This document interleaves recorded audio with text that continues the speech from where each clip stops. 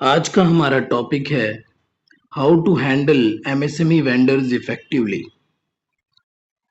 MSME का provision आप सबको पता होगा 43BH, जो कि फिनांस बिल 2023 में इंट्रोड्यूस किया गया। 43B के अंदर में एक उन्होंने क्लॉज ऐड किया एच, और जिसके जरिए उन्होंने कहा कि आपको एमएसएमई को टाइमली पेमेंट्स करना होगा। ठीक है, और ये पेमेंट आपको विद इन फाइनेंशियल ईयर ही करना है। अगर ये मार्च क्रॉस हो जाता है तो आपको डिडक्शंस जो है नेक्स्ट ईयर मिलेगी, उस साल आप नहीं क्लेम कर पाएंगे। तो देखिए, मैं पहले ही क्लियर कर देता हूँ कि मैं एमएसएमई के फेवर में हूँ। ये जो प्रोविजंस आया है ये एक अच्छा प्रोविजन है, बट मैं आज दूसरे साइड का डिस्कशन ज़्यादा करने वाला हूँ। बिकॉज इससे क्या होता है, इकोनॉमी में आपको बैलेंस बनाना ज़रूरी है अगर आपको इकोनॉमी को ग्रो करना है। इसमें मेजरली क्या होता है, 3 टाइप की कंपनियां अगर पकड़ें, जिन कंपनी में अच्छे प्रॉफिट्स हैं, फाइनेंशियल्स अच्छे हैं, सब कुछ अच्छी चल रहा है, तो वो क्या करते हैं, उनको पेमेंट्स में कभी दिक्कत नहीं आती, वो मैनेज कर लेते हैं।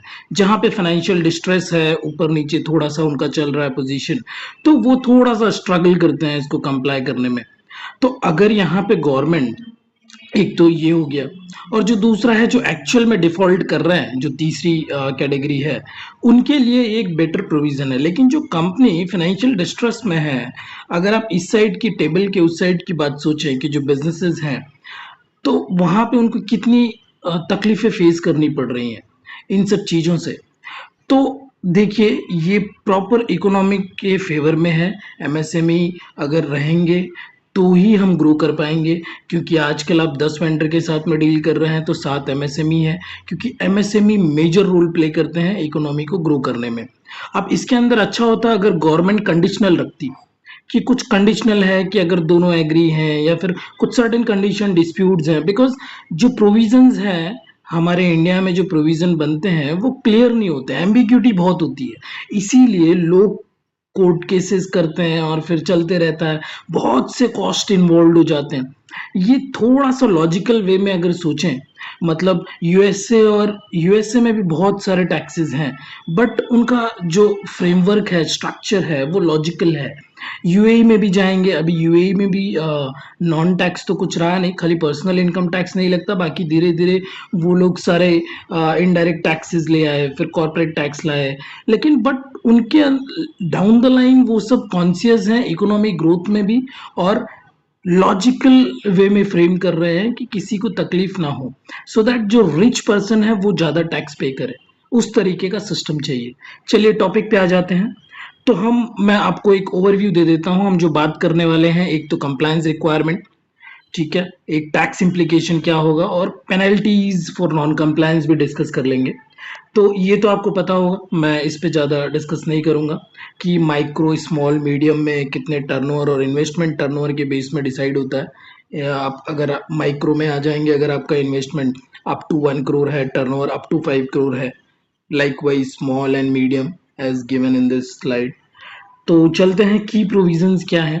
वही कि अगर आपके पास एग्रीमेंट्स नहीं है, इन्हें बाय डिफॉल्ट जैसे new scheme by default apply हो जाती है, then you have to choose for the old scheme income tax में। अभी जो करंट सिनेरियो चल रहा है, तो यहाँ पे भी सेम है कि बाय डिफॉल्ट 15 डेज है। हालांकि लोग 45 बोलते हैं, 45 कब है, जब आपके पास एग्रीमेंट हो। तो आप एक नॉर्मल एग्रीमेंट बना लीजिए, मैं एडवाइस करूंगा। अदरवाइज ईमेल पे तो आपको रिटर्न में रखना ही है, सो दैट क्या फ्यूचर में कुछ अगर कुछ क्वेरीज आती है डिपार्टमेंट से या कहीं से, तो then we can face it like in a proper way. लेकिन कम्युनिकेशन आपको चाहिए, ठीक है। अब हम लोग आगे चलते हैं। बिजनेसेस पे इम्प्लीकेशन ये होगा कि 31 मार्च तक अगर वो पे नहीं करते तो वो उनके प्रॉफिट्स में फिर से एड बैक हो जाएगा, एंड देन उनको उसके ऊपर जो भी है टैक्स पे करना पड़ेगा, यानी उनका टैक्सेबल इनकम जो है, जो भी टैक्सेबल इनकम है, वो इंक्रीज हो जाएगा। इन शॉर्ट, जो कंप्लायंस आपको 15 और 45 डेज, अभी तो मैं 45 डेज ही, और ये मैं अज्यूम कर रहा हूँ कि सब लोग एग्रीमेंट करते हैं 45 डेज का, या फिर जो भी है मेल पे रिटर्न कम्युनिकेशन लेते हैं। अब इसके अंदर कौन से सिनेरियोज आते हैं, सबसे पहले क्या है कि आपके पास कोई एग्रीमेंट नहीं है तो 15 डेज मैंने बताया, और एग्रीमेंट है, आप एग्रीड है, तो 45 डेज है, और आप 31 मार्च के पहले तक पेमेंट कर रहे हैं तो आपको कोई दिक्कत ही नहीं है। सपोज कुछ स्पिल ओवर ट्रांजेक्शन आते हैं, मार्च में आया बट उसका 45 डेज जो है नेक्स्ट फिजिकल ईयर में जा रहा है, तो अगर इस केस में ये थर्ड सिनेरियो है अपना, विद इन स्टैट्यूटरी लिमिट्स आप पे कर रहे हैं 45 डेज में, भले आप अप्रैल में पे कर रहे हैं but you are making payment within 45 days, then you can claim into that financial year only, means the proper financial year in which the transaction had been covered, यानी 31 मार्च का ट्रांजेक्शन था तो आपको उसी साल में मिल जाएगा, आपको नेक्स्ट ईयर या डेफर करने की कोई जरूरत नहीं है। तो अब हम आ जाते हैं जो मेरा मेन डिस्कशन है आज के टॉपिक का, कि आपको क्या करना है जब आप वेंडर ऑनबोर्डिंग करते हैं ना, ऑनबोर्डिंग के टाइम पे ही आपको एमएसएमई सर्टिफिकेट लेना है। पहली बात, जो आप ऑलरेडी ले रहे होंगे, आप इनवॉइसेस पे मेंशन करके भी सामने वाले देना स्टार्ट कर चुके हैं अभी, लेकिन मेरे को रूविंग इंक्वायरीज नहीं करनी है अपने को एज अ बिजनेसेस, आप एमएसएमई सर्टिफिकेट लीजिए। दूसरा कैटेगरी उसका क्या है, आप एक कॉलम जो जहां भी आप इनवॉइस ट्रैक कर रहे हैं कॉलम ऐड कर दीजिए कि ये माइक्रो है, स्मॉल है या मीडियम है, बिकॉज मीडियम एंटरप्राइजेस पे एमएसएमई का प्रोविजन यानी 43B(H) अप्लीकेबल नहीं है।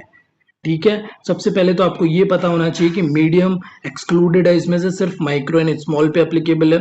और तीसरी बहुत इंपॉर्टेंट बात मैं बताने जा रहा हूं, एकदम ध्यान से सुनिएगा, कि जो उद्यम रजिस्ट्रेशन होता है ना, उद्यम रजिस्ट्रेशन यानी जून 22 के पहले तक उद्योग आधार चलता था, तो लोग क्या करते थे, वही ओल्ड सर्टिफिकेट लेके कैरी कर रहे हैं, और अभी तक भी बहुत सारे लोग ऐसे हैं जो उद्योग आधार निकाले हैं तो निकाले हैं और एमएसएमई सामने वाले को देके वो पेमेंट ले रहे हैं। बट एज अ बिजनेसेस आपको चेक करना है कि भाई ये प्रॉपर उद्यम रजिस्ट्रेशन होना चाहिए। अगर उद्यम रजिस्ट्रेशन नहीं है तो वो एमएसएमई का बेनिफिट नहीं ले सकता बंदा या फिर कंपनी, तो आपको उन्हें तुरंत एमएसएमई की लिस्ट से हटा देना है। पहली बात तो ये है, तो आपको उद्यम रजिस्ट्रेशन मस्ट है। आज का जो भी आज की डेट का है, उद्यम रजिस्ट्रेशन होना चाहिए सामने वाले के पास। अगर वो आपको जून 22 पहले का सर्टिफिकेट दे रहा है जो उद्यम नहीं है, उद्योग आधार है या फिर अदर कोई सर्टिफिकेट है, तो वो नहीं चलता अभी। ठीक है, ये चीज है। और दूसरी बात ये है कि जब भी आप एमएसएमई वेंडर के साथ में डील करें तो कम्युनिकेशन ऑनबोर्डिंग के टाइम पे ही प्रॉपर रखें। ठीक है, और आपका ये जो 45 डेज वाला सीन है, 45 डेज में जो पेमेंट करना है, तो आपको कुछ सपोज क्या होता है कि गुड्स चला, सामने वाले से मैंने गुड्स खरीदा है, अगर गुड्स वहां से चलता है और मेरे फैक्ट्री में आता है, तो जब जीएसटी में क्या होता है, इनवॉइसिंग आपको कब करनी है, जब गुड्स निकल जाए तो इनवॉइस आपको बनाना पड़ता है। तो गुड्स एक बार आपके पास रिसीव्ड हो गया, अगर कुछ डिस्प्यूट अराइज हो जाता है तो आपको 45 डेज डिस्प्यूट खत्म होने के बाद ही काउंट करना है। ठीक है, तब से स्टार्ट होगा, भले वो मेंशन नहीं है लेकिन आपको ऐसे ही चलना है। और नहीं तो ये 45 डेज जो स्टार्ट हो जाएगा इनवॉइस डेट से। अगर आपका कुछ सर्विस डिस्प्यूट है, कुछ है, तो आप प्रॉपर डॉक्यूमेंट कीजिए डिस्प्यूट को, सो दैट कुछ भी क्वेरीज है या ऑडिटर्स अपने से क्वेरी कर रहे हैं तो हम उनको दिखा सकते हैं ईयर एंड पे। और दूसरी चीज, ट्रेडर, मैन्युफैक्चरर और सर्विस सेक्टर को ये अप्लीकेबल है। सपोज जो सामने वाला बिजनेस है, यानी जो आपका वेंडर है, अगर वो मैन्युफैक्चरिंग सेक्टर से बिलोंग करता है या सर्विस सेक्टर से बिलोंग करता है तो एमएसएमई प्रोविजन उसको अप्लीकेबल है। अगर वो ट्रेडिंग सेक्टर या ट्रेडर है तो ये एमएसएमई का बेनिफिट वो नहीं ले सकता।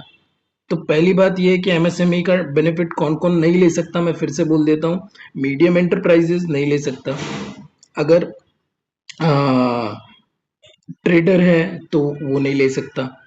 तीसरा, अगर आप as a business capital goods या फिक्स्ड असेट्स खरीद रहे हैं तो उसमें भी ये प्रोविजन अप्लीकेबल नहीं है।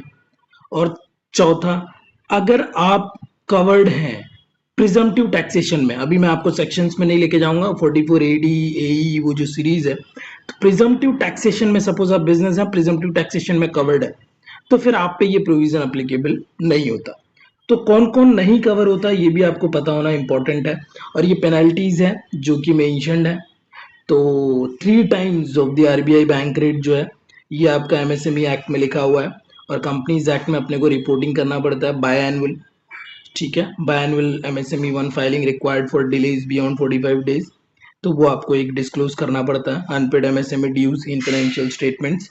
ठीक है, कंक्लूजन ये है, टाइमली पेमेंट्स कीजिए, वेंडर ऑनबोर्डिंग के टाइम पे सारा डॉक्यूमेंट्स रखिए, उद्यम रजिस्ट्रेशन मस्ट है, मॉनिटर कीजिए और क्लियर पेमेंट जो भी है वो करते जाइए टाइमली, सो दैट आपको कोई दिक्कत ना हो।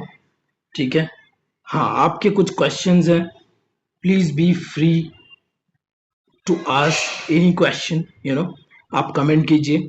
आपको जो भी फील हो रहा है, जो भी आपने प्रैक्टिकल चैलेंजेस या फेस कर रहे हैं, कैसे टैकल करना है, कुछ है तो आप अपने थॉट शेयर कीजिए, सो दैट हम लोग उसको डिस्कस कर पाएँ और मुझे भी पता चले। Thank you, thank you, thank you very much.